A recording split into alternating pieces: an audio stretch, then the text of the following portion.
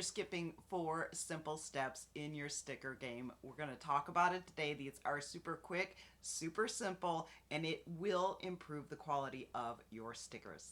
Hi, I'm Brenda Lambert. I'm a TJC licensed instructor for Silhouette. You found your way to Silhouette success. Don't forget to hit the subscribe button and the notification bell so you get all of the tutorials as they come out. Now we're going to do a quick review of the setup so you get the best cuts, but then we're going to dive right into the 4 steps you need to incorporate into your sticker routine. I've pulled these files in from Creative Fabrica, and I will put a link to this file in the description below just in case you want to grab it for yourself. I'll be cutting with the Cameo 5 Alpha today, and this is super important. I have my media size set to match my printer. I could also choose letter, but it has to match the printer in order for the sizing of your images to be right. If it doesn't match, your cuts are going to be off. I also have my print and cut border on. Here's my print border, here's my cut border, and that shows me the safe zone for my images. You can see that everything is tucked in the red line. This one's a little bit close. Let's move this over just a little bit. That looks better. My registration marks are turned on, and I left these at the default settings. Silhouette always works best at default settings. You can play around with them, see how far you can push the limit. You might get an extra sticker or two, you might not. But I always tend to leave mine at default because that's where I get the best results. I didn't want to hijack the whole video with the print and cut process because the next 4 tips are what the video is actually about. If you need more help with your print and cut setup, the whole process is laid out in my print and cut mini course. It's available on my Podia site. That'll be linked in the description. Now we are ready to move on to my first secret, and I am going to go ahead and duplicate this set. You don't need to do that step, but I want to be able to show you the difference that this first thing makes. We're going to select the set that's on the mat and open up our image effects panel. We're going to head to the 3rd tab. That's contrast, brightness, and saturation.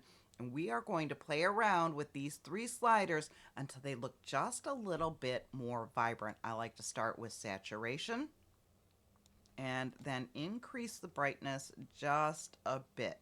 And again, you can play around with these 3. Your goal is to make them look just a little bit more vibrant. That's going to help all of the colors pop off the page, but you need to know your printer as well for this step because every printer is going to be just a little bit different, but I think that these look fabulous. I'm going to leave that as is. Here are the 2 printed sticker sheets side by side. I'm not sure how well the difference will translate on camera, but this is the original file, and this is a set that I modified with the image effects panel. This one is just a little bit brighter, a little bit more vibrant. It's got a little bit of pop to it. Now, for tip number 2, we need to ungroup our images. We need to work with them one by one. We're going to double click on the first one to bring up the editing points, and that is a lot of editing points for one image. We have a node count of 89.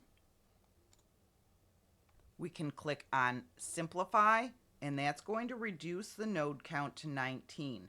Now that's going to give you a much smoother cut because every time your Silhouette machine runs into a node, it needs to stop and adjust its direction, which is going to result in jagged cuts, but it also results in a longer cut time. So if you take the time to run through and simplify each one of these designs individually, you're going to get better results in a shorter amount of time. It's just better all the way around. It doesn't take long. It's well worth the couple of minutes to run through and simplify your editing points. We can move on to the next step now, and that is creating our offset. You can see that these already came in with an offset there, which does save us a little bit of time because we actually want 2 cut lines. We can head over to the send page now and see that these cut lines came in black. I have my software set to cut by line color. If we were in standard, they would show up as red.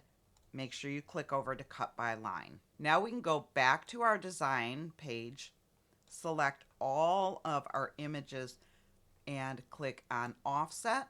I prefer an offset of right around 0.045 for this. I'm going to click apply, and now this step isn't completely necessary, but I always go through and group the image with its offset so that nothing gets bumped out of place.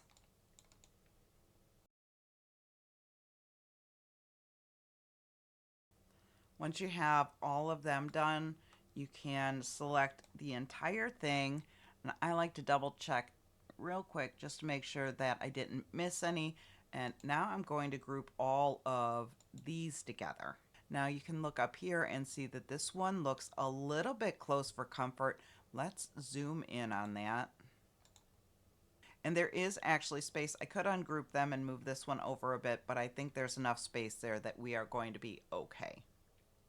Let's go back over to the send page now. There's the black cut line and the red cut line. The red cut line is going to be a die cut. It's going to cut through the sticker paper and the backing.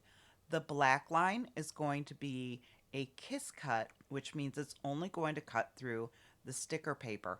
That's going to allow us to remove this little bit in between the red line and the black line all the way around the sticker.